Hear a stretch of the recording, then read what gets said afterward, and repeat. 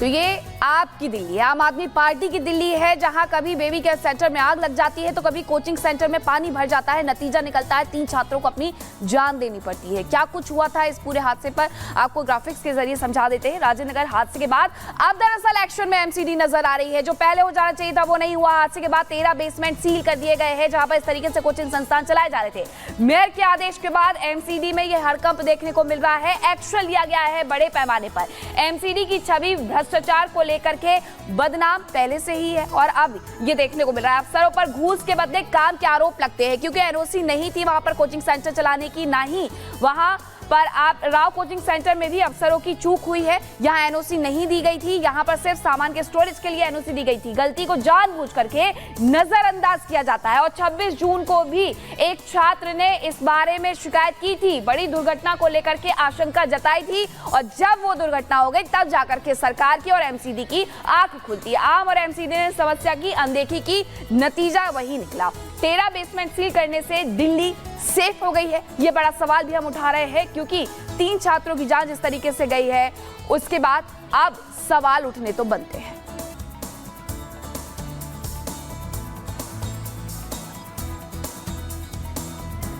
तो देखिए, हादसे के बाद एमसीडी अब एक्शन में आ चुका है, लेकिन और दूसरी तरफ अगर हम बात करें, देखिए जब तक इस मुद्दे की अहमियत बनी रहेगी तब तक जो नेता हैं वो अपनी राजनीतिक रोटियां भी सेकने में लगे रहेंगे और एमसीडी का एक्शन भी जारी रहेगा। लेकिन सवाल ये है कि आखिर कब तक इस पूरे मुद्दे को लेकर राजनीति होती रहेगी। सवाल ये भी कि आखिर क्यों इस ओर कोई सख्त कदम नहीं उठाया जाता है, कोई बड़ा कदम क्यों नहीं उठाया जाता है ताकि इस तरीके के हादसों पर लगाम लग सके। क्या कहती है रिपोर्ट, आपको दिखाते हैं।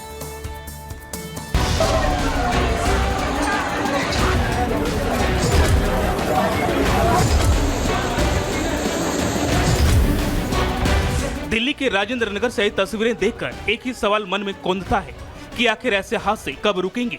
ये दिल्ली है, देश का दिल, जहां बड़े शहरों से लेकर छोटे गांव तक के बच्चे अपनी आंखों में कुछ बनने का सपना लिए आते हैं।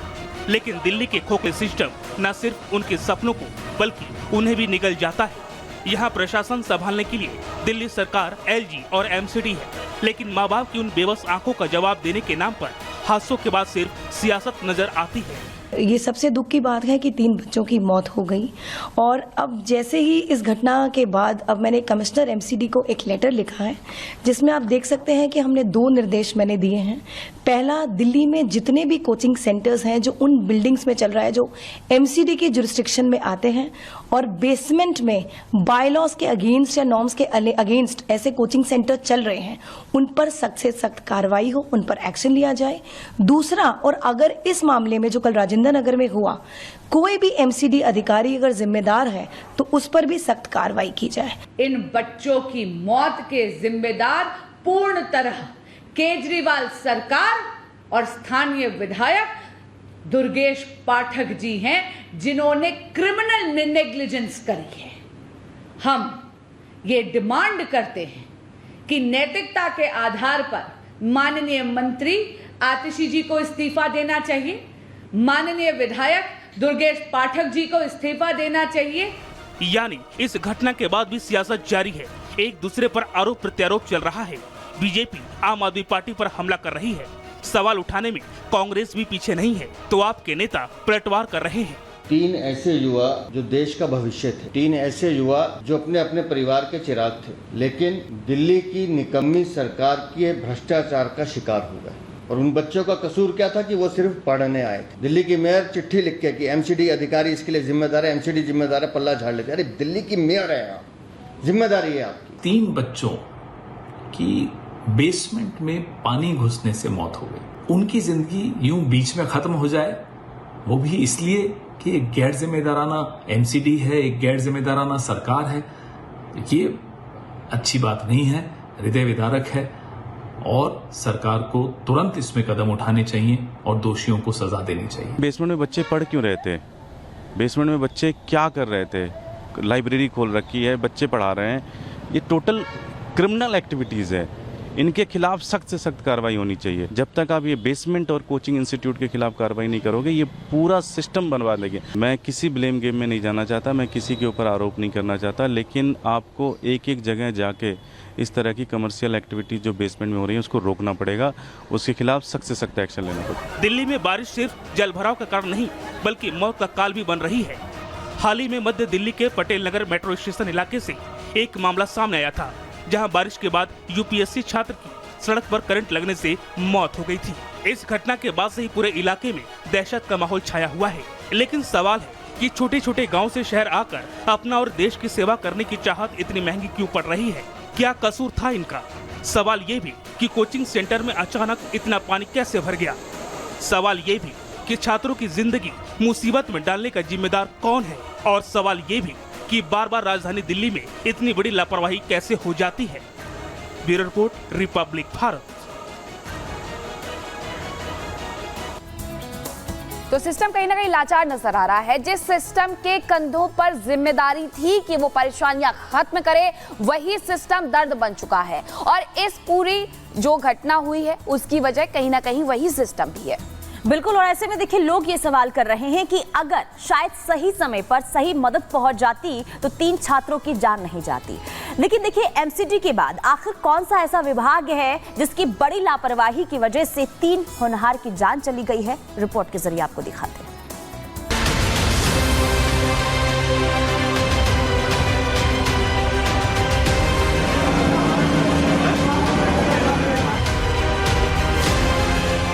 देश की राजधानी दिल्ली के राजेंद्र नगर में जो हुआ उसने देश के हर वर्ग का दिल तोड़ा है।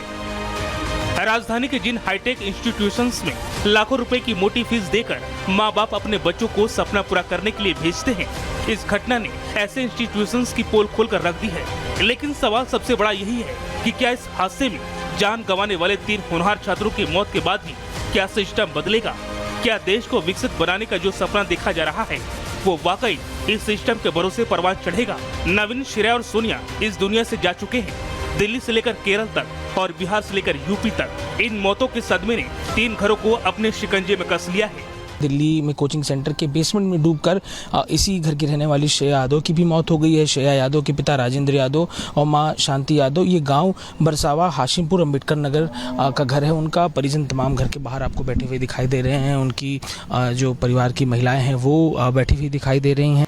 श्रेया के पिता राजेंद्र यादव को तो रविवार देर शाम तक बेटी की मौत की खबर देने की किसी को हिम्मत नहीं हुई। उनका परिवार बेटी की मौत के दोहरे सदमे में है। दूध की डेयरी चलाकर बेटी को आईएफएस अफसर का ख्वाब अब पूरी तरह से टूट चुका है। श्रेया का परिवार सोमवार को अपनी बेटी और उसकी सपनों का लाश ढोने दिल्ली पहुंचने वाला है। वहीं केरल के रहने वाले नवीन के घर का भी यही हाल है। दिल्ली में उसकी मौत के बाद एफआईआर दर्ज कर लिया गया है, लेकिन अभी तक उसकी लाश का पोस्टमार्टम तक नहीं हो पाया है।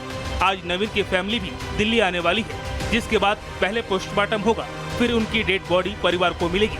तेलंगाना के रहने वाली तन्या का परिवार तो जैसे अब उम्मीद ही खो चुका है। उन्हें एहसास हो गया है कि जिस सिस्टम को सुधारने के लिए उनकी बेटी ने आईएएस बनने का ख्वाब देखा था वो। तो देखिए, इस हादसे के बाद गम में परिवार है, लेकिन सवाल अभी भी बना हुआ है कि 3 मौतों का जिम्मेदार कौन है? क्योंकि गलती एक जगह से नहीं बल्कि कई जगह से हुई है। देखिए, सवाल कई हैं, जवाब किसी के नहीं है। क्योंकि देखिए, राजेंद्र नगर हादसे में चौंकाने वाला जो खुलासा हुआ है उससे सवाल अब कई उठ रहे हैं कि आखिर अगर सिस्टम सही होता तो 3 लोगों की जान नहीं जाती। शिकायत के बावजूद मदद में आखिर देरी क्यों हुई, ये भी लोग सवाल पूछ रहे हैं। आपदा से निपटने की आखिर तैयारी क्यों नहीं है? विभाग को हमेशा तैयार रहना चाहिए कि अगर कोई आपदा होता है तो वहां पर फौरन राहत पहुंचाई जाए। सूचना के बाद भी देरी से एनडीआरएफ की टीम पहुंची और यही वजह है कि देरी हुई। और देरी के बाद तस्वीरें आपके सामने हैं। इमरजेंसी के हालात में जानलेवा चूक हुई है। ये गोताखोर आते तो शायद जान 3 लोगों की बच जाती, 3 बच्चों की जान बच जाती है। एनडीआरएफ की टीम 2 घंटे लेट पहुंची। देखिए कहां ये लापरवाही हुई है। देरी की कीमत 3 जान से चुकाई गई है। 3 लोगों की, 3 बच्चों की जान चली गई है। क्या इमरजेंसी सर्विस में देरी माफी लायक है? ये भी सवाल लोग पूछ रहे हैं, क्योंकि आखिर जो 3 बच्चों की जान गई है, जो अपने सपने लेकर पहुंचे थे देश की राजधानी दिल्ली, लेकिन देश की राजधानी दिल्ली में जो हादसा हुआ है, इससे कई सवाल कि आखिर सिस्टम की लापरवाही कब तक ऐसे चलती रहेगी। चलिए अब रुक कर लेते हैं 2 मिनट में भारत का।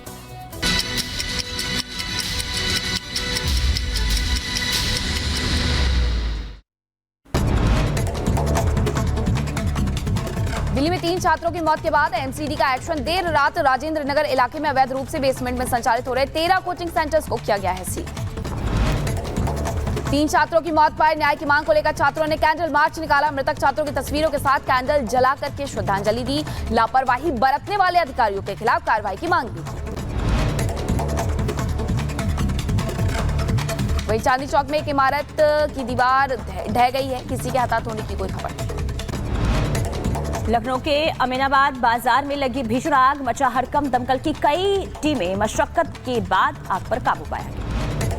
नवी मुंबई में यशवी शिंदे की हत्या मामला। आरोपी दाऊद हत्याकांड के बाद से फरार। आरोपी की तलाश के लिए 3 टीमों का किया गया है गठन। यूपी के गाजीपुर पुलिस को मिली बड़ी सफलता। 5 नाबालिग लड़कियों को बहला फुसलाकर मुंबई ले जा रही महिला को प्रयागराज से गिरफ्तार किया गया। सभी नाबालिग लड़कियों को हिरासत में लिया गया।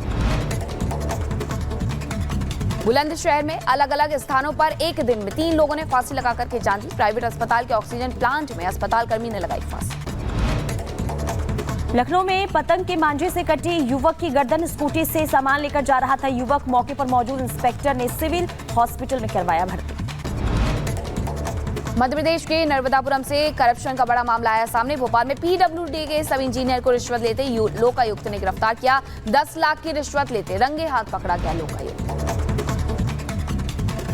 और इधर आपको बता दें कि गाजीपुर में दरिंदगी की हदें पार हो गई है। स्ट्रीटर ने नाबालिग के साथ दुष्कर्म किया। पुलिस ने आरोपी को गिरफ्तार किया है। कुछ ही दिन पहले जेल से छूटकर बाहर आया था आरोपी।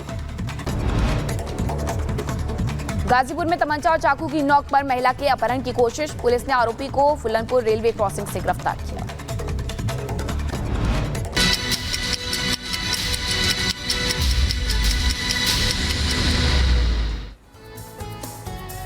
दो मिनट में भारत की तमाम बड़ी खबरें हमने आपको दिखाई, लेकिन वक्त यहां पर हो गया है एक छोटे से ब्रेक।